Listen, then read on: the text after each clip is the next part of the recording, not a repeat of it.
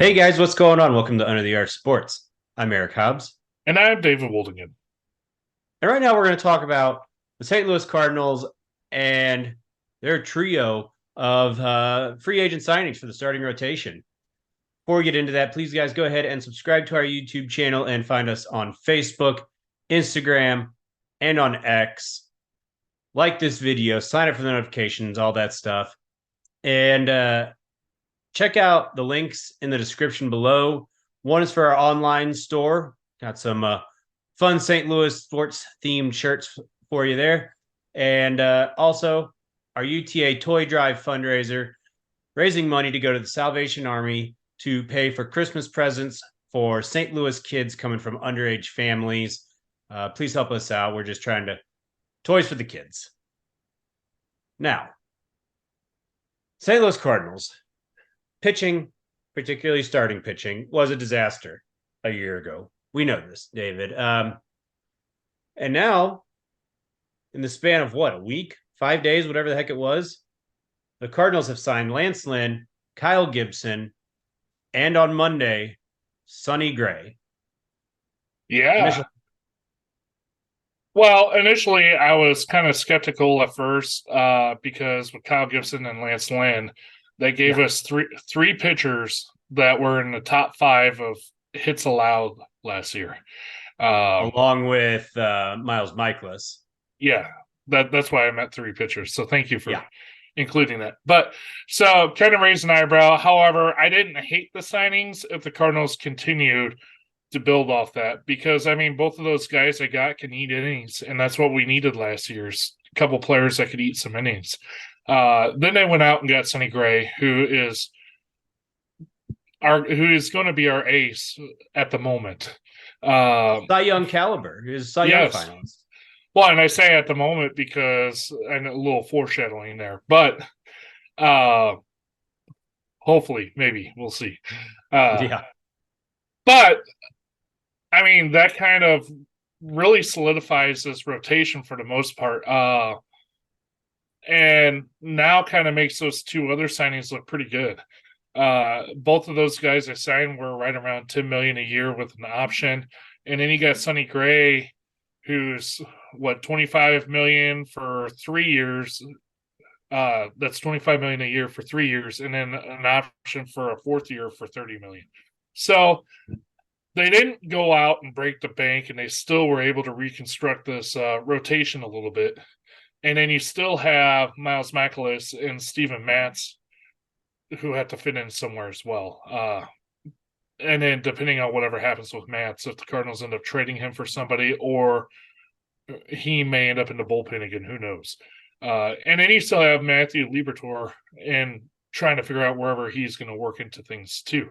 So I think they did a pretty good job, and I'm hoping they might still pick up one more piece because all of those guys are pretty old. And yep. Sonny Gray and a few others are potentially injury risk prone as well. So you still have to have at least one more person in the mix to replace him. And quite honestly, after last year, I expect someone to go down. So you better be ready for that. Oh, absolutely. I think everybody with Lynn and then Gibson on back to back days, everyone's sitting there like, all right, them two. And I think everybody was kind of giving them the benefit of the doubt, the front office, because it was like, you can't possibly be this stupid that that's all you're going to do, right? So there was kind of that, there was almost like that patience just because it seemed impossibly stupid to stop. And hey, Monday morning, Sonny Gray, Cy Young caliber pitcher, wearing the birds on the bat now. Uh, Perhaps now the Cardinals' top starter. Uh, yeah, you touched on age. You're looking at Lynn and Gibson at 36. Miles Michaelis is 35. Sonny Gray is 34, and the young pup of the rotation as it stands right now, Steven Matz turns 33 on around Memorial Day. That's an old rotation, guys. I tell you, yeah, just because of age, I think you have to assume someone's going to spend some time on the IL. And yeah, you have to have something. They all can't be Bartolo Colon. um, I think Liberatore is okay for a spot start here and there. If you're talking like a month or more, I don't know how I feel about it. Well, In and terms of Liberatore filling in the rotation. I will say this: if he's in the bullpen, he can really learn from these starters Yeah. and really take advantage, because now you have three really good veteran starters on top of Michaelis that he can learn from and pick up from. It could be something that might help his game move up to the next level, if you will. So I'm interested to see how that affects him in this process. Oh, absolutely. I think you have to evaluate where the Cardinals were at the end of 2023 and then kind of look at the signings. And I think that helps. Lance Lynn got signed. Not going to, knock your socks off, but even that was better than, Jake Woodford or Matthew Liberatore or what was Rom prospect? Yeah, something like that. Who he made 4 or 5 starts and made a go of it, but it was ugly at times. Well, it's not a knock on any of those guys; they're just not ready. Yeah, but Lance Lynn's better than any of them. Then you added Kyle Gibson, 15-9, gonna eat innings. Go eat innings. Then you add top end starter. Each of these signings made the team better, no doubt about that. I think better than in 2020, or better rather than at the beginning of 2023. I think everybody saw, wait a minute, this team's not good enough. I remember just losing my mind when they were letting players walk and not pursuing pitching, saying they had 6 starters. Like, no, you might have 4. And I think everybody in Cardinal Nation except John Mozeliak saw that coming to some extent.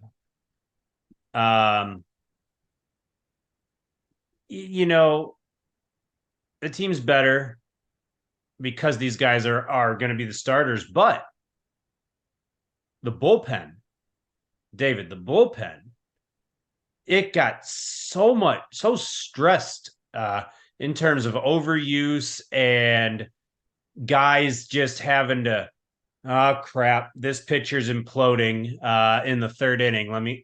Let's get somebody up.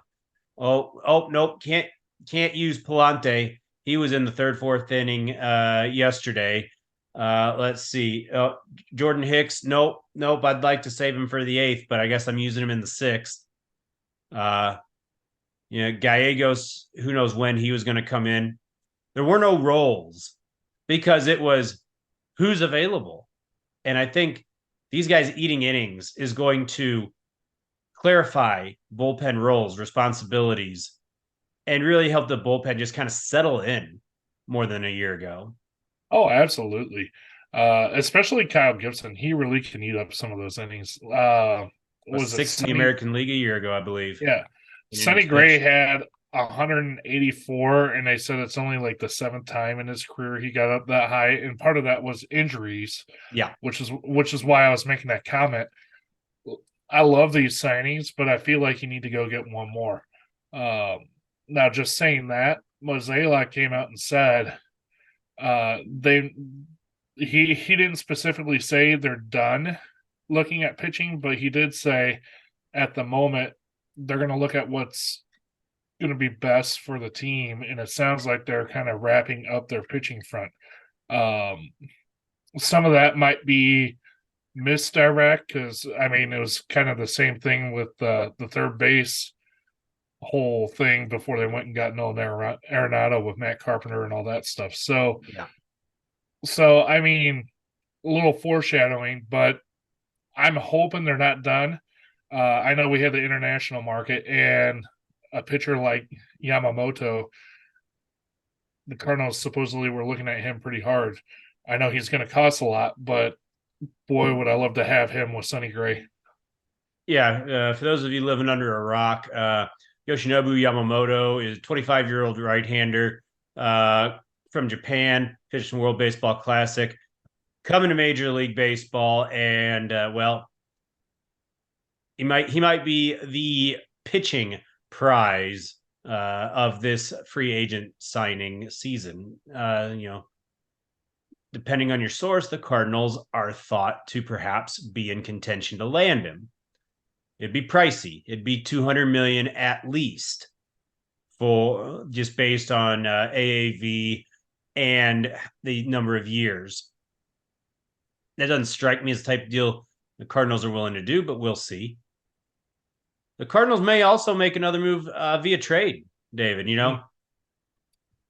I thought the Cardinals were done, and I thought, okay, they got a guy who can be an ace. They filled the other two spots with guys who are going to eat innings. Makes sense. At least I see the logic. But they're going to call it good. And then they come out, and now we hear that Steven Matz is being shopped. Well, if you trade him, that has to be part of a deal where there's a pitcher coming back to the Cardinals, or you have to go out and make a signing, somebody. Right? Because right now, Matz is one of your 5 guys. Yeah, and you're not going to just put Liberatore in there because he's shown he's very inconsistent. So if you do end up trading Matz, who actually was starting to come on pretty good once he was healthy, so I could see him fetching a decent price with maybe an outfielder or something to go after another solid maybe 2 or 3 guy in the rotation. So it'll be Tyler interesting. Glasnow was the name I saw mentioned a lot, just in a quick perusal of the old Twitter machine. Hey, X. Yeah, it's $1 in the jar. But yeah, so I'm not sure Mozeliak's done. I'm hoping he learned from last year, because you said it and I said it. Like, what's going to happen if some of these guys get hurt? You have nobody in the wings waiting. We made a bunch of trades and draft picks for pitchers last year. However, they're not quite major league ready yet. So you really don't want to put any reliance on your AAA depth, if you will, until they can develop a little bit. So yeah, I mean, and that's why the contracts for Gibson and Lynn are structured the way they are. 1 year, potentially as a stopgap, with that option for the second year if guys need another year to develop down in Memphis. Exactly. I think that's the thought anyway. Right. So it's going to be really interesting. I know Mozeliak is most likely not done yet. What his next move is anybody's guess. I know he's starting to downplay a lot of stuff, which might be a ploy to be under the radar. So who knows? I'm hoping he learned from last year and just goes with the thought of you can never have too much pitching, especially with. I'll say this, David, just kind of as a closing thought.